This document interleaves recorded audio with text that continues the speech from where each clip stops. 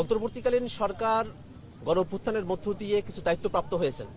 সংস্কারকে সঠিকভাবে বাস্তবায়ন করা, বিচারকে একটা দৃশ্যমান পর্যায়ে পর্যন্ত উন্নীত করা এবং সত্যিকারের একটা গ্রহণযোগ্য নির্বাচনের মধ্য দিয়ে ক্ষমতা হস্তান্তর করা। কিন্তু উপদেষ্টা পরিষদের দীর্ঘ সময়ের কার্যকলাপ দেখে মনে হয় যে তারা শুধুমাত্র ক্ষমতা হস্তান্তর করতে যেতে পারলেই তারা বেঁচে যান।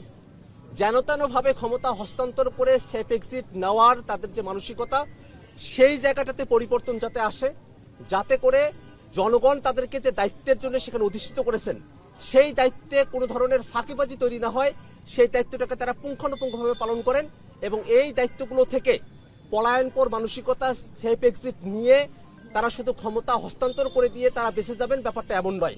আমরা মনে করি শুধু ক্ষমতা যেনতেনভাবে ক্ষমতা হস্তান্তর করার মধ্য দিয়েই উপদেষ্টারা যারা এই সরকার গঠন করেছেন তাদের দায় মুক্তি সম্ভব নয়।